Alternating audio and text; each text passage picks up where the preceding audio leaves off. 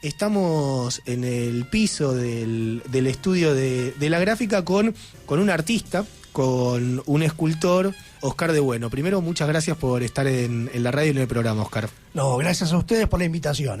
Oscar tiene una obra escultórica, yo decía hace un minutito fuera de aire, uno se siente muy ignorante cuando se encuentra con artistas de esta talla y uno no los conoce. Nos trajo un libro donde tiene... Es un catálogo. Algunas de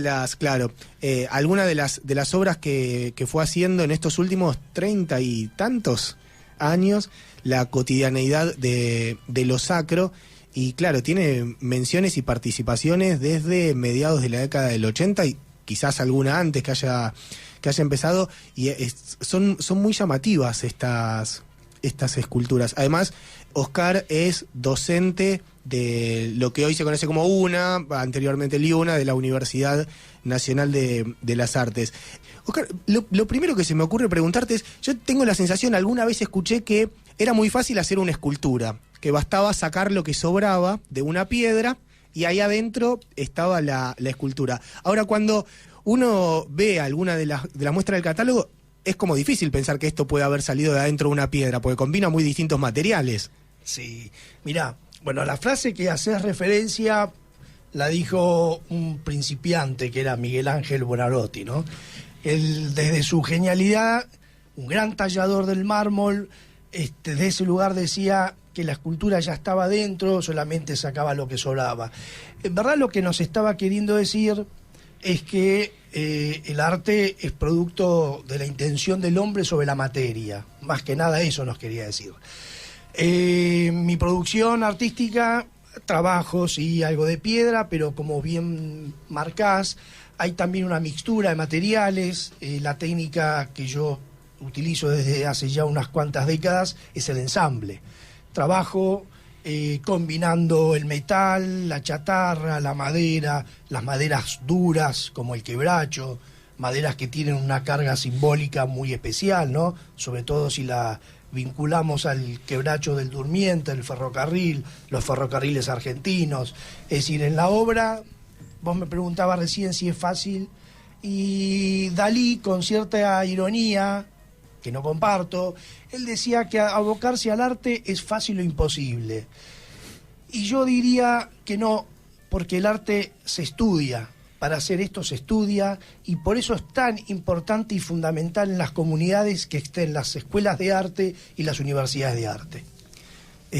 Claro, sí, está muy bien. A veces uno piensa que el artista es un privilegiado, alguien que nació con una particularidad genética, si se quiere, que casi que no amerita, que esa genialidad lo exime de un esfuerzo, un método, un estudio.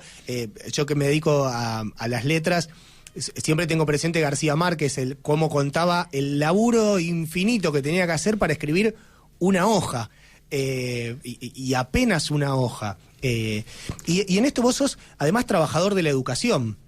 Sí. Más que además, perdón, no es que te corrija, está muy bien. Vos sabés que yo no lo vivo, siempre lo hablamos esto. Sí, claro. Nosotros formamos parte de una generación que fuimos formados por maestros. Maestros en el total sentido de la palabra. O sea, que no solo nos enseñaban a parar una escultura, sino andar de pie en la vida. O sea, enseñaban con el ejemplo. Ahora, a ellos les pasaba, por una cuestión por ahí generacional, que se les complicaba para ellos la doble tarea de ser escultor o ser pintor, grabador y ser docente. Nosotros formamos parte de una generación que no vivimos eso como un conflicto, al contrario, nos retroalimenta, es como una doble función el ser artista, el ser docente o el ser, que a mí me gusta más utilizar la palabra ser trabajador de la educación y un trabajador de la cultura. En esa doble función uno se retroalimenta y las preocupaciones son más comunes de lo que uno puede pensar. Por ejemplo, formo parte de un grupo de artistas que pensamos que el Estado nacional, el Estado municipal, el Estado provincial, tiene que ser garante de una cultura pública. De la misma manera que debería ser garante de una salud pública, de una educación pública, nosotros queremos que a través de sus organismos, los estados, sean garantes de una cultura pública y para todos. Yo quería contarles a los oyentes que Oscar, aparte de ser licenciado y profesor de artes visuales en especialidad de escultura, y que aparte que viene desarrollando una tarea docente en las escuelas públicas en la ciudad de Buenos Aires, precisamente en las escuelas de arte, y esta relación que vos hacés entre artista, docente, que muchas veces lo hablamos, que muchas veces, y que bien decís, ¿no? Que siempre estamos abonando a la responsabilidad del Estado en la educación, en la cultura. También nombrar a la cultura como un derecho social, ¿no? Como nosotros lo definimos en CETERA, a la educación como un derecho social. También hemos hablado que el Estado, para nosotros la cultura también debe ser un derecho social y que tiene una responsabilidad hacia la cultura, ¿no? El propio Estado. Sí. Pero la pregunta puntual es esta, porque Oscar viene con premios, ha hecho hace muy poco tiempo, en el mes de junio, una muestra individual en el Museo de Artes Plásticas Eduardo Sívori. El sábado pasado recibiste el primer premio. Yo quiero que cuentes, porque la verdad para nosotros, un compañero docente de la escuela pública, un artista, un trabajador de la cultura, realmente para nosotros es un orgullo que Oscar siga cosechando premios y siga trabajando de esta manera en su obra. Te agradezco que menciones los premios, me da un poco de vergüenza hablar de ello, pero es importante. Es importante. Es un reconocimiento al trabajo de uno. Es el reconocimiento, claro. Sí, es el reconocimiento, sobre todo cuando el jurado que te otorga el premio está integrado por escultores. Es decir, es el reconocimiento de tus colegas. Y es importante porque el sistema de premios no es que uno quiera abonar esta competencia, que realmente sabemos que no conduce a nada, pero sí el sistema de premios es un dispositivo del cual disponen, por ejemplo, los museos de artes del país, en donde a través de la organización de concursos de arte y su premiación, estos museos pueden adquirir obra.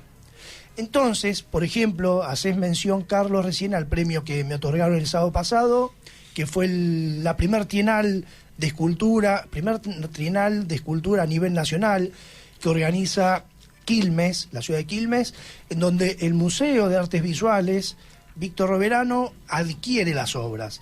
Entonces, un museo del Estado adquiere obra, conforma un capital cultural y lo pone a disposición de la comunidad. Es por eso que los premios realmente son importantes también. Respecto a la muestra que hiciste referencia en el Museo Sívori, para mí fue profesionalmente un hito importante. Pude condensar un grupo importante de obras en un espacio tan distinguido como es el Museo Sívori, donde por sus cualidades arquitectónicas, mi pensamiento materializado en la escultura creo que llegó de la mejor manera a la gente. Lo teníamos al flaco, era importante hablar con él. Seguimos con Oscar de Bueno, que en tanto trabajador de la educación y de la cultura, también está atravesado por estas cuestiones. Tengo un montón de preguntas para hacerle a Oscar. Yo quería, porque tenemos la posibilidad de que Oscar es artista y aparte es trabajador de la educación, y ¿cómo ves el tema de la plástica argentina? ¿Cómo ves la educación artística? Esto, lo que nosotros hablamos siempre del arte ligado a la educación artística. Nosotros hacemos mucha defensa, siempre hemos charlado esto de la escuela pública y especialmente la educación artística, porque para los oyentes quería decirlo que nosotros venimos de una fuerte defensa de la educación artística, porque la Ley Federal de Educación, nuestra área, claro, fue barrida. Éramos régimen especial y le permitía a los gobiernos provinciales ajustar y recortar las materias artísticas, las escuelas de arte. En los 90 la pasamos muy brava y de 2003 a esta parte hemos, bueno, con la Ley Nacional de Educación que ha puesto en la centralidad como obligación la educación artística y empezar a reconstruir la educación artística en todo el país.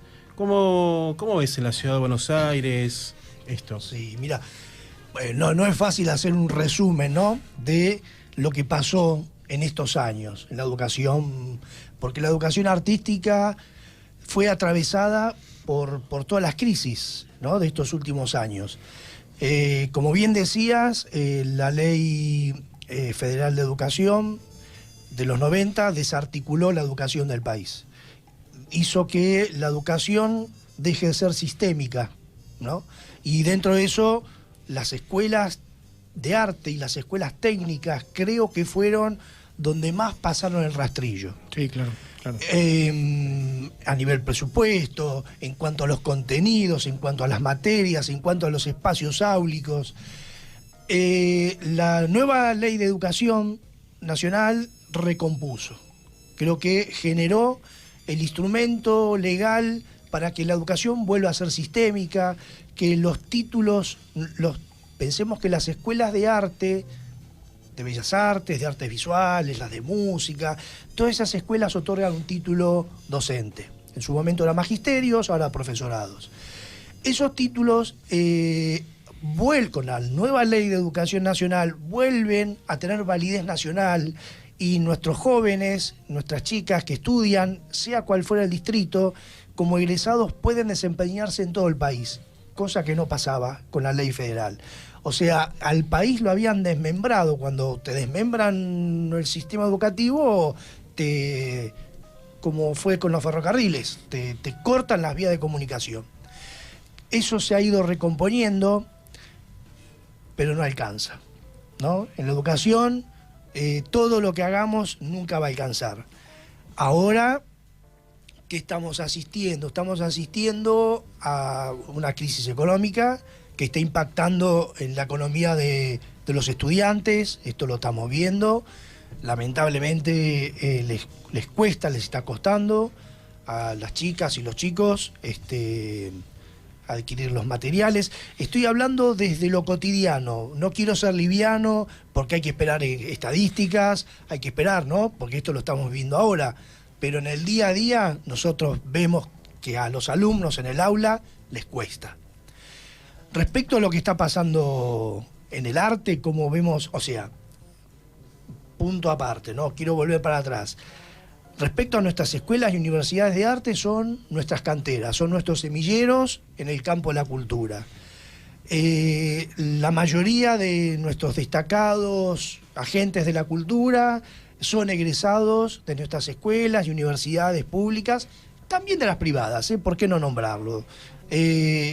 Uno pone el acento en la pública por razones obvias, porque sabemos que es donde más hay que defender, esto ya lo sabemos. Ahora bien, a este semillero hay que cuidarlo, hay que financiarlo. No puede ser que hayamos tenido casi 10 días a la Manuel Belgrano, la escuela, con corte de luz y de agua, ¿no? Es difícil de aceptarlo. Pero bueno, son nuestras canteras, nuestro semillero. En cuanto al arte, voy a hablar de lo que más conozco, o de lo poco que conozco, que son las artes visuales y la escultura concretamente. En la Argentina hay excelentes artistas, no hay nada que envidiarle a ningún país. Sí, lo que faltan son recursos. Sí, o más que faltar, no están bien distribuidos los recursos, ¿no?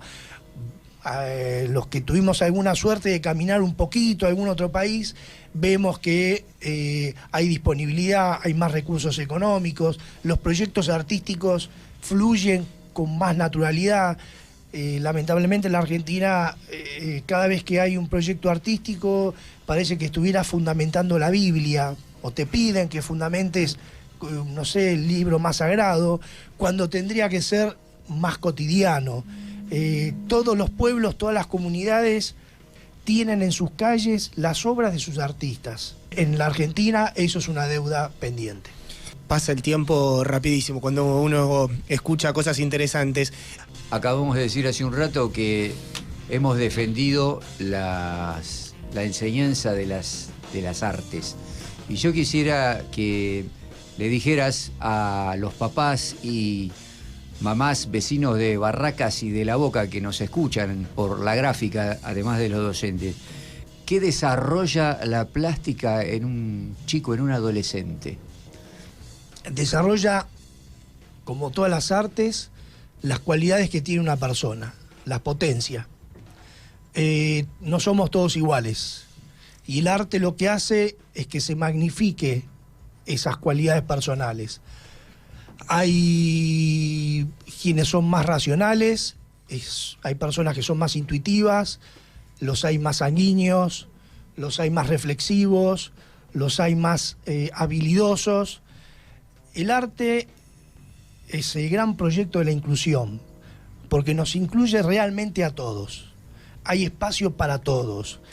El lenguaje que utilices, tu nivel de manufactura, tu habilidad manual, tu capacidad intelectual. ¿Sabes qué? El arte lo que te da, te habilita, es a que desarrolles tu ADN. Y eso es algo que no podemos perder. Estamos también con Oscar de Bueno, escultor, trabajador de la educación y de la cultura en el estudio. Estábamos hablando algunas cuestiones con él. A mí me queda una consulta, por lo menos para hacerte dentro del marco del programa. Después muchas más, pero bueno, que ya no entrarían de ninguna manera.